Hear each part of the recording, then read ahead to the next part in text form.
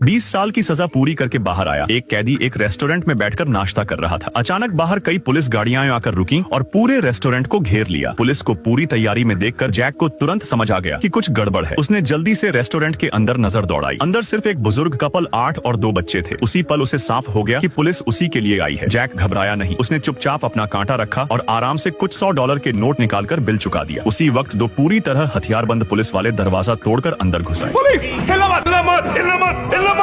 चलो अपनी जगह से उठ के बाहर आओ, बिल्कुल आराम से।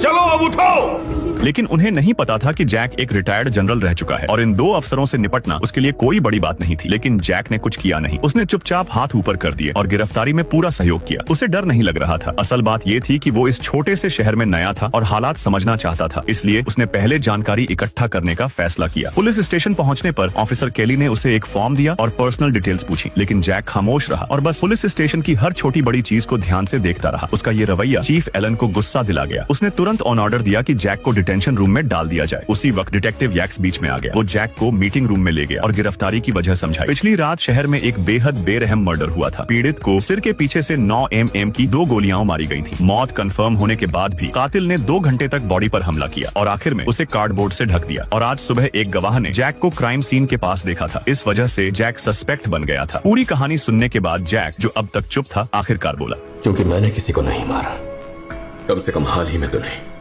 इस शहर में तो बिल्कुल नहीं। यैक्स की बातों से उसने कई डिटेल्स खुद ही जोड़ ली। 3 लोगों ने इस आदमी को मारा है। समझाओ मुझे।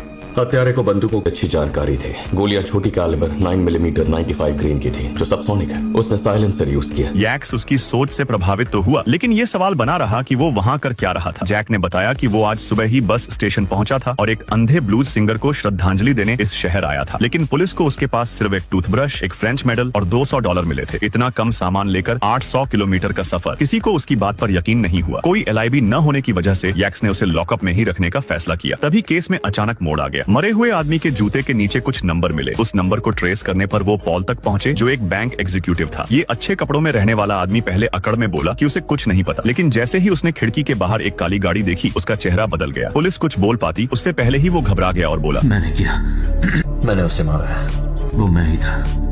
वो इतनी जल्दी कबूल कर रहा था कि केली के अधिकार पढ़ने तक को बीच में रोक दिया, जैसे जेल जाना ही उसका मकसद हो। यैक्स तुरंत समझ गया कि ये नकली कबूलनामा है, लेकिन उसने खेल खेलने का फैसला किया। उसने केली की तरफ देखा और पॉल को अरेस्ट कर लिया ताकि आगे की कड़ी खुल सके। नए सस्पेक्ट के आने के बाद यैक्स को एहसास हुआ कि जैक के साथ नाइंसाफी हुई है। वो उसे छोड़ने ही वाला था कि जैक ने खुद रुख बदल लिया। उसने